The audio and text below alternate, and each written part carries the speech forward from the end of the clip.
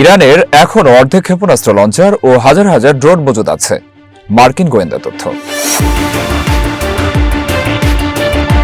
যুক্তরাষ্ট্র ও ইসরায়েল ৫ সপ্তাহ ধরে ব্যাপক হামলা চালানোর পরও ইরানের অর্ধেক ক্ষেপণাস্ত্র লঞ্চার এখনও অক্ষত রয়েছে।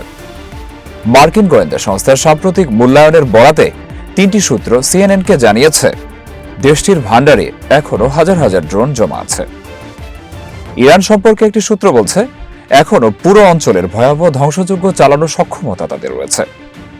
মার্কিন গোয়েন্দার প্রতিবেদনে এসব কিছু লঞ্চারের কথা বলা হয়েছে, যেগুলো হামলার কারণে হয়তো মাটির নিচে চাপা পড়ে আছে, তবে পুরোপুরি এগুলো ধ্বংস হয়নি। ফলে এগুলো আপাতত ব্যবহারের অনুপযোগী হলেও সচল রয়েছে। দুটি সূত্র সিএনএনকে আরও জানিয়েছে, ইরানের ড্রোন সক্ষমতার প্রায় ৫০% এখনও টিকে আছে।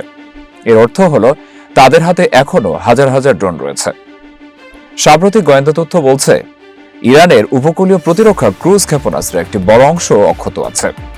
যুক্তরাষ্ট্র উপকূলে খুব একটা বিমান হামলা না চালানোয় এগুলো রক্ষা পেয়েছে। এসব ক্ষেপণাস্ত্রের মাধ্যমে ইরান হরমুজ প্রণালীতে জাহাজ চলাচলের বড় ধরনের হুমকি তৈরি করতে পারে।